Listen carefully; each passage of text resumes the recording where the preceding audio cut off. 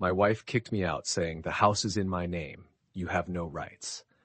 She forgot the house was the grand prize in a contest I won, and the prize rules said it was non-transferable and would revert to the winner if we divorced within 5 years. I called the contest organizers the next day. My wife, Brenda, ended our marriage Monday night. She did it with the cold, efficient precision of a demolition expert bringing down an old building. The building was our life together. I was just collateral damage. "I'm not happy, Greg," she said, standing in our open-plan living room. "I haven't been happy for a long time. I want a divorce." I was stunned, but kept my composure. "Okay," I said quietly. "We can talk about that. Counseling, maybe." She cut me off with a sharp laugh. "No, I'm done talking. I've spoken to a lawyer. Papers are being drawn up, just giving you a heads up." Then the killing blow. "I'll keep the house, of course," she said, voice dripping finality. "Pack a bag and be out by week's end. Find somewhere else to go." I stared, mind racing. "The house, Brenda? We built this life together." "Don't be naive," she sneered, ugly. "The house is in my name, the deed, title, all of it. Legally, it's mine. You have no rights. You're a guest whose stay is terminated." Yet, as she stood smug, I felt calm, a quiet calm of a man holding a winning hand, but waiting for the right moment. She was right on one thing. The house was in her name, the foundation of her plan. But she forgot one crucial detail buried in paperwork in my fireproof safe. 4 years ago, I was a nobody. Just a freelance writer, barely scraping by, passionate about sustainable design. A major corporation, Vidian Homes, launched a Home of the Future contest. The grand prize, a fully furnished, state-of-the-art sustainable home worth over $1 million. To enter, you had to submit a 5,000-word essay on what home meant in the 21st century. I poured my heart into it, writing for weeks. Brenda was supportive, like one supports a child's lemonade stand. Thought it was a cute, hopeless project. 6 months later, against all odds, I won. My essay was chosen from tens of thousands, the greatest moment of my life. We flew out for a televised ceremony. Cameras, speeches, giant novelty tea. We got our dream home. At legal transfer, lawyers from Vidian Homes presented mountains of paperwork, complex rules, and tax implications. At the time, I had minor business debts from a failed venture.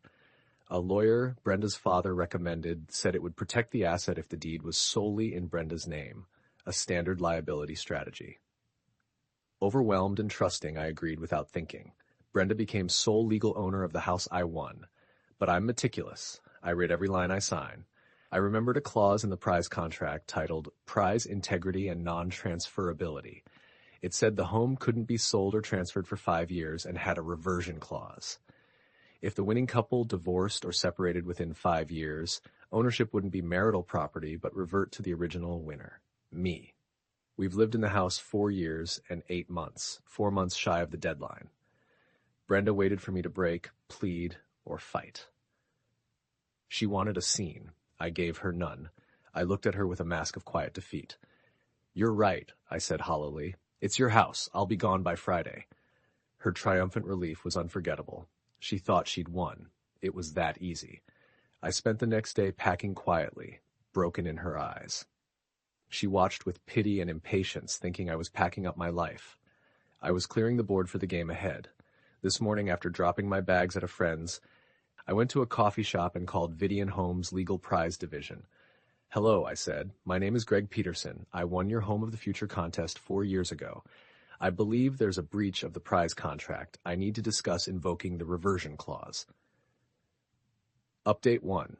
The call ignited a fire. The prize division was polite but confused, then transferred me to senior counsel Mr. Davies. He was sharp and precise. I explained Brenda was divorcing me and claiming the house within the 5-year window. Mr. Davies said, "Our grand prize contest integrity is paramount. The clauses prevent prize fraud like this. We can't have the prize liquidated or transferred immediately in divorce. A PR nightmare." He asked for my winner's contract copy, which I emailed immediately. He told me not to engage Brenda or her lawyer. "You are the official winner. We will protect your interests." I felt relieved, not alone anymore. The company had my back. True to form, I got divorce papers Friday at my friend's. Arrogant, predatory. They listed the house as Brenda's sole property, demanded I sign a quitclaim deed, and demanded spousal support citing her lifestyle. I scanned, laughed, and forwarded the PDF to Mr. Davies. Yesterday, a courier delivered a thick, legal envelope to Brenda's old home. My neighbor Dave texted me a picture. Looks like someone's not happy with your wife. That evening, Brenda called, crying in disbelief. What did you do, Greg? I got a letter from Vidian Homes. They say the house isn't mine. They mention a reversion clause. What is that? Calmly, I explained. It's in the prize contract we both signed. If we divorce within 5 years, ownership reverts to me, not marital property. You broke the condition. She cried. My lawyer said the deed matters. The house is mine. Your lawyer didn't read the prize contract, I said. Vidian Homes' legal team disagrees. I think their lawyers are better than yours. She got hysterical, accusing me of ruining her and trying to make her homeless. I replied coldly, I'm just following the rules of a contest I won. You ended our marriage 4 months before the prize became unconditional. Your greed and impatience are ruining you. You should have read the fine print. I hung up. Her entire plan was built on owning that house. Now she was just a tenant on a lease about to expire. Her new life's foundation turned to dust. Update 2. The past month educated Brenda brutally. She learned the difference between a small-town lawyer and a Fortune 500 legal team. A knife versus predator drones. Her lawyer blustered, claiming the reversion clause was unconscionable and unenforceable. Vidian Homes replied with a 50-page brief citing precedents on contract law and conditional prizes, explaining the prize was a contractually obligated award, not a gift. They clarified my signature was primary, the deed in Brenda's name was secondary and conditional. If Brenda didn't withdraw her claim immediately, Vidian Homes would intervene in the divorce and consider civil suit for attempted fraudulent conversion. Brenda's lawyer folded, called mine, and withdrew all claims to the house. Defeated legally, Brenda launched emotional warfare, spinning sob stories to friends and family about her cruel husband stealing her home via legal loophole. It failed. Everyone knew I won the house. Friends saw me write the essay, celebrated my win. Her greed and entitlement only made her look worse. Her final desperate act was an affair. I suspected it for months but had no proof until last week. I returned to the house with a neutral escort to retrieve my belongings. Brenda was there, sullen. While packing, I found a shoebox in the closet with greeting cards, old photos, and at the bottom, printed emails from a man named Julian. Graphic, explicit, detailing their affair of over a year, plans for the future, trips, and contempt for me. One email dated 2 weeks before the divorce said, once you get the house free and clear from that dead weight, we can start our real life together. I can't wait for our home. They planned this all along. The divorce wasn't just her leaving me. It was about replacing me, using my prize as a foundation. I didn't confront her or yell. I quietly packed the emails. They didn't affect ownership, but would impact spousal support and other assets. She thought she was just losing the house. She had no idea I now held evidence to make her lose everything. Final update. 6 months since my old life was demolished, I stand in the wreckage holding the deed to my future. The divorce finalized last week, brutally. The emails were the final nail in Brenda's coffin. When my lawyer presented them, her claim for spousal support and equal asset division vanished. The judge, seeing adultery and conspiracy to defraud me, was unsympathetic. The decree was karmic justice.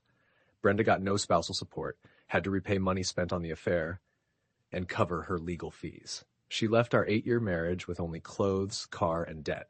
Per Vidian Homes, the house reverted to me once the decree was signed. Her move-out day was quiet. I wasn't there. My lawyer and a Vidian Homes rep oversaw it, ensuring she took only personal belongings and didn't damage the property. According to my lawyer, she was a ghost. Fight gone, silently packing and leaving. Her lover, Julian, vanished with the house's loss. He was after the prize, not her. Brenda's grand plan ended with losing husband, home, savings, and boyfriend. She now lives in a small rented apartment, rebuilding from her greed's ashes. As for me, I reclaimed the house, repainted, bought new furniture, erased every trace of her. The house no longer feels like a prize. It feels like mine, earned by surviving a war. A week after the divorce, Vidian Homes sent a package with a letter praising my integrity and a $50,000 check for legal fees and home security upgrades. I stood laughing in my home.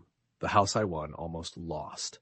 Brenda tried to take everything, claimed I had no rights, forgetting I wrote the winning story. In the end, I got to write the ending, and it's a damn good one.